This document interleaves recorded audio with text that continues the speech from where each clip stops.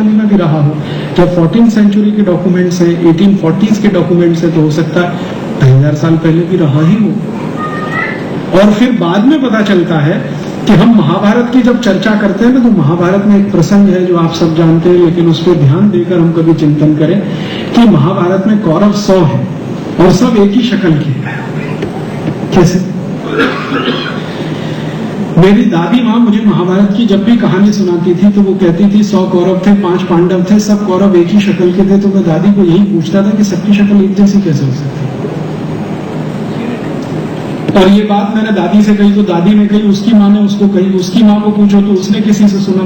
तो ये सुनते सुनते चला आया है। इसका आधार क्या है? 100 के 100 कौरव एक जैसे, लंबाई भी एक जैसी, चौड़ाई भी एक जैसी, चेहरे का हाव भाव सब एक जैसा, हाथ पैर सब एक जैसे। ये कैसे संभव है? ये तभी संभव है जब कोई क्लोनिंग टेक्नोलॉजी इस देश में रही होगी, अदरवाइज ये हो नहीं सकता। Cloning technology.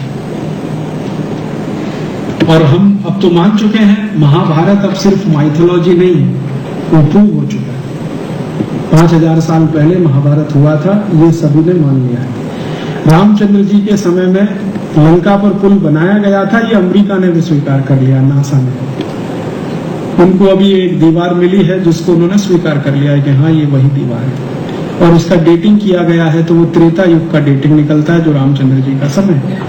तो ये सिर्फ माइथोलॉजीज नहीं है, हिस्ट्री है। और अगर ये सब रहा इस देश में तो इसका माने भारत सच में महान देश था। अगर इन सब का कुछ कंक्लूजन करें तो महान देश था। और हमारी महानता क्या थी? यही सब हमारी महानता रही है। लेकिन हम इस महानता को जान सकें, इससे हम वंचित रहे, क्योंकि हमने जो इतिहास पढ़ा है वो अंग्रेजों का लिखा हुआ पढ़ा है। और अंग्रेजों का इतिहास जिस व्यक्ति ने लिखा है, जेम्स मिल, वो खुद कहता है कि भारत को गुलाम बनाकर रखना है तो इनको गलत इतिहास ही बताना पड़ेगा। ये अगर अपना सही इतिहास जान लेंगे तो गुलाम ही नहीं होंगे। और जेम्स मिल से आगे बढ़कर मैकॉले कहता है अपनी चिट्ठी में, जो उसने बोर्ड ऑफ सेक्रेटरी रेवेन्यू को लिखी है, उस चिट्ठी का कॉपी है मेरे पास मेरे सीडी में, वो लिख रहा है मैकॉले कि भारत के लोगों को गलत इतिहास बताना है, गलत भूगोल पढ़ाना है, गलत अर्थशास्त्र पढ़ाना है। क्यों? क्योंकि गलत लोग हम भारत पर राज कर रहे हैं, वो खुद स्वीकार कर रहे हैं। वो अपने सेक्रेटरी को लिख रहा है जो सबसे बड़ा अधिकारी है उस समय। वो कह रहा है भारत के लोगों को गलत इतिहास पढ़ाना, गलत भूगोल पढ़ाना, गलत अर्थशास्त्र पढ़ाना, गलत कृषि शास्त्र पढ़ाना। क्यों? क्योंकि हम जैसे गलत लोगों के हाथ में इस समय भारत है, तो इनको सही तो कुछ नहीं पढ़ा सकते। क्योंकि अगर ये सही पढ़ने लगे, सही जानने लगे, तो ये तो हमारे कब्जे में आने से रहे, इसलिए इनको सब कुछ गलत पढ़ाना है। तो वो सब कुछ गलत पढ़ाने के लिए अंग्रेजों ने जो कुछ किया है, वो एक अद्भुत काम, एक कॉन्वेंट स्कूल सिस्टम इस देश में डाल दिया, जो अंग्रेजों के समय बहुत छोटा मोटा था और अब अंग्रेजों के जाने के बाद इतना बड़ा हो गया है कि भारत में अब कोई छोटा सा गांव नहीं है जहां पर कॉन्वेंट स्कूल ना हो। अब तो भारत में बजरंगबली कॉन्वेंट स्कूल है। हाँ, आप चलिए मैं आपको दिखाता हूँ।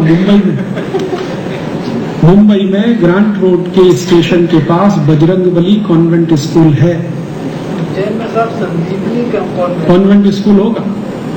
हाँ, भगवान कृष्ण कॉन्वेंट स्कूल भी कहीं मिल जाएगा, ढूंढेंगे तो राम के नाम पे भी मिल। और उसको चलाने वाले व्यक्ति को मैंने पूछा कि ये बजरंगबली का कॉन्वेंट से क्या रिश्ता है, क्या रिश्ता है बजरंगबली और कॉन्वेंट का? तो उसको नहीं मालूम। तो अंग्रेज कभी छोड़कर गए जो कॉन्वेंट स्कूल, वो आज इतने हो गए हैं हिंदुस्तान में कि हर गली कूचे में। और उन कॉन्वेंट स्कूलों में जो कुछ पढ़ाया जा रहा है वो वही है जो मैकॉले लिखकर छोड़ गया। गलत इतिहास, गलत भूगोल, गलत अर्थशास्त्र, गलत शिक्षा शास्त्र, सब कुछ है। और दुर्भाग्य से हमारे बच्चों को हम उनमें भेजकर गर्व महसूस कर रहे हैं कि ये कुछ आगे बढ़ने वाले हैं। मैं आपको भारत के बारे में एक बात तो बहुत दावे से कह सकता हूं, एक्सेप्शन को छोड़कर भारत के कॉन्वेंट्स के पढ़े हुए विद्यार्थियों ने भारत में कुछ भी खड़ा नहीं किया आज तक। और जो विद्यार्थी भारत में कभी कॉन्वेंट में पढ़ने नहीं गए, साधारण म्युनिसिपल कॉरपोरेशन के स्कूलों में पढ़े या कभी स्कूल ही नहीं गए, उन्होंने 60-60 हजार करोड़ के एम्पायर खड़े किए हैं भारत में।